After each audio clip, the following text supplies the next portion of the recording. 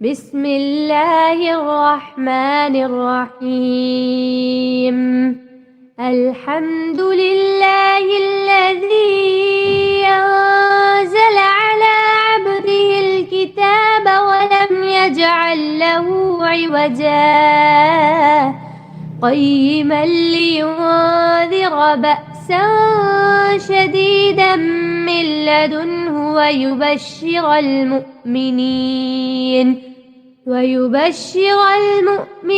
الذين يعملون الصالحات أن لهم أجرا حسنا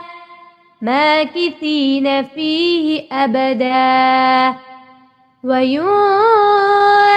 الذين قالوا اتخذ الله ولدا ما لهم به من علم ولا لآبائهم كبرت كلمة تخرج من أفواههم إن يقولون إلا كذبا فلعلك باخع نفسك على آثارهم إن لم يؤمنوا بهذا الحديث أسفا إنا جعلنا ما على الأرض زينة لها لنبلوهم أيهم أحسن عملا وإنا لجاعلون ما عليها صعيدا جرزا أم حسبت أن أصحاب الكهف والرقيم كانوا من آياتنا عجبا إذ أوى الفتية إلى الكهف فقالوا ربنا آتنا من لدنك رحمة وهيئ لنا من أمرنا رشدا فضربنا على آذانهم في الكهف سنين عددا ثم بعثناهم لنعلم أي الحزبين أحصى لما لبثوا أمدا نحن نقص عليك نبأهم بالحق إنهم فتية آمنوا بربهم وزدناهم هدى وربطنا على قلوبهم إذ قاموا فقالوا ربنا رب السماوات والأرض لن ندعو من دونه إلها لقد قلنا إذا شططا هؤلاء قومنا اتخذوا من دونه آلهة لولا يأتون عليهم بسلطان بين فمن أظلم ممن افترى على الله كذبا وإذ اعتزلتموهم وما يعبدون إلا الله فأووا إلى الكهف ينشر لكم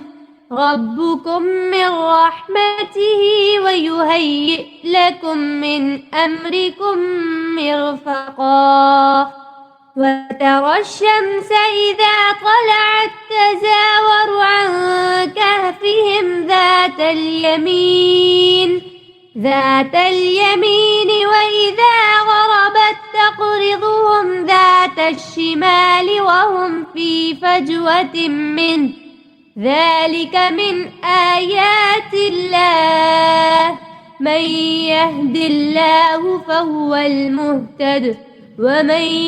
يضلل فلن تجد له وليا مرشدا وتحسبهم أيقاظا وهم رقود ونقلبهم ذات اليمين وذات الشمال وكلبهم باسط ذراعيه بالوصيد لو اطلعت عليهم لوليت منهم فرارا ولملئت منهم رعبا وكذلك بعثناهم ليتساءلوا بينهم قال قائل منهم كم لبثتم قالوا لبثنا يوما أو بعض يوم قالوا ربكم أعلم بما لبثتم فابعثوا أحدكم بورقكم هذه إلى المدينة فلينظر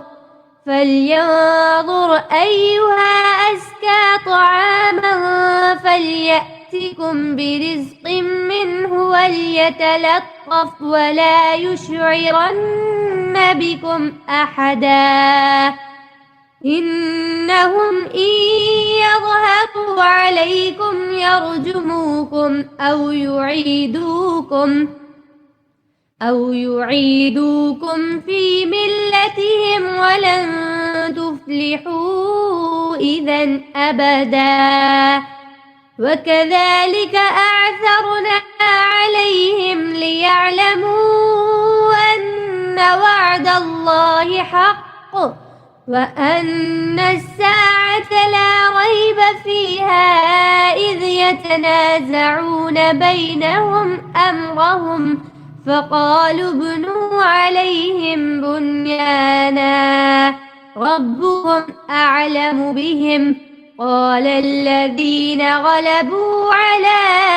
أمرهم لنتخذن عليهم مسجدا